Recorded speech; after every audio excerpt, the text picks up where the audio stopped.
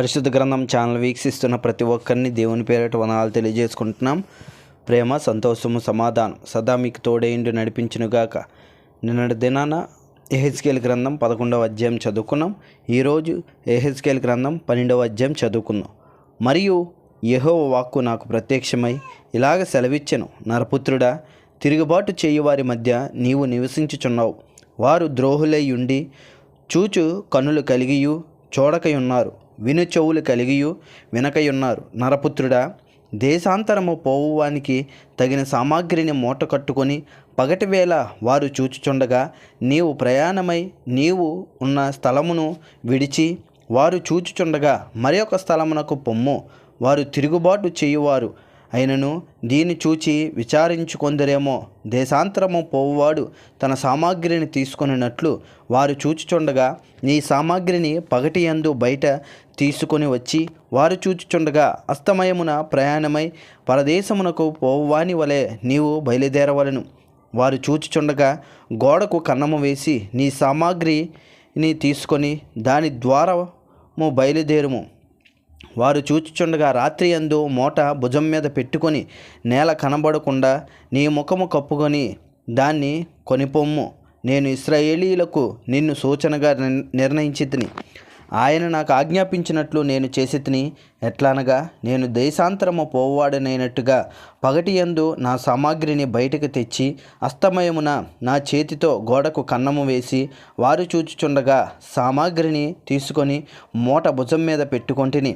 ఉదయమున యెహోవా వాక్కు నాకు ప్రత్యక్షమై ఇలాగ సెలవిచ్చెను, నరపుత్రుడా, నీవు చేయనిదే మని తిరుగుబాటు చేయు ఇశ్రాయేలీయులు నిన్ను అడుగుదురు గనుక నీవు వారితో ఇట్లనుము, ప్రభువగు యెహోవా సెలవిచ్చినదేమనగా, ఈ దేవోక్తి భావము యెరూషలేములోనున్న ప్రధానికి దానిలోనున్న ఇశ్రాయేలీయులకు అందరికీ చెందును.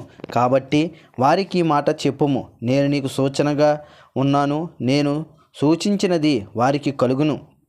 వారు చెరలోనికి పోయి దేశాంతర నివాసులగుదురు.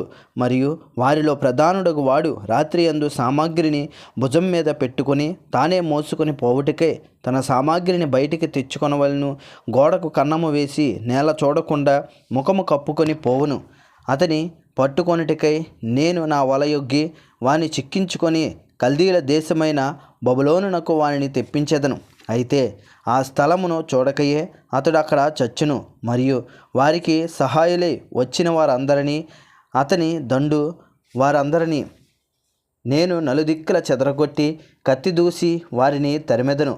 నేను వారిని అన్ని జనులలో చెదరగొట్టి ఆయా దేశములలో వారిని వెళ్ళగొట్టిన తరువాత నేనే యెహోవానై ఉన్నానని వారు తెలుసుకొందురు. అయితే నేను యెహోవానై ఉన్నానని అన్ని జనులు తెలుసుకొనినట్లు తాము చేరిన అన్ని జనులలో తమ హేయకృత్యములన్నిటినీ వారు వివరించి తెలియజెప్పుటకై ఖడ్గము చేత కూలకుండను, క్షామమునకు చావకుండను, తెగుళ్ళు తగలకుండను నేను వారిలో కొందరిని తప్పించెదను. మరియు యెహోవా వాక్కు నాకు ప్రత్యక్షమై ఇలాగ సెలవిచ్చెను, నరపుత్రుడా, వణుకుచునే ఆహారము తిని తల్లడింపుము. చింతయు కలిగి నీళ్లు త్రాగి దేశములోని జనులకి ఇలాగ ప్రకటించుము, యెరూషలేము నివాసులను గూర్చియు ఇశ్రాయేలు దేశమును గూర్చియు ప్రభువైన యెహోవా సెలవిచ్చినదేమనగా, దానిలోనున్న కాపురస్తులందరూ చేసిన బలాత్కారమును బట్టి దానిలోని సమస్తమును పాడైపోవును. గనుక చింతతో వారు ఆహారము తిందురు, భయభ్రాంతితో నీళ్లు త్రాగుదురు. నేనే యెహోవానై ఉన్నానని మీరు తెలుసుకొనినట్లు కాపురపు పట్టణములను నిర్జనములుగా ఉండు దేశమును పాడగును. మరియు యెహోవా వాక్కు నాకు ప్రత్యక్షమై ఇలాగ సెలవిచ్చెను, నరపుత్రుడా, దినములు జరిగిపోవచ్చున్నవి, ప్రతి దర్శనము నిరర్ధకమగుచున్నది అని ఇశ్రాయేలీయుల దేశంలో మీరు చెప్పుకొను సామెత ఏమిటి? కావున నీవు వారికి ఈ మాట తెలియజేయము. ప్రభువు యెహోవా సెలవిచ్చినదేమనగా, ఇక మీదట ఇశ్రాయేలీయుల్లో ఎవరునూ ఈ సామెత పలకకుండా నేను దానిని నిరర్ధకము చేసేదను. కనుక నీవు వారితో ఇట్లనుము, దినములు వచ్చుచున్నవి, ప్రతి దర్శనము నెరవేరును. వ్యర్థమైన దర్శనమైనను ఇచ్చకములాడు సోదిగాండ్ర మాటలైనను ఇశ్రాయేలీయుల్లో ఇకను ఉండవు. యెహోవానైనా నేను మాట ఇచ్చిచున్నాను. నేనిచ్చు మాట ఇకను ఆలస్యము లేక జరుగును. తిరుగుబాటు చేయువారలారా, మీ దినములలో నేను మాట ఇచ్చి దాన్ని నెరవేర్చెదను. ఇదే ప్రభువగు యెహోవా వాక్కు.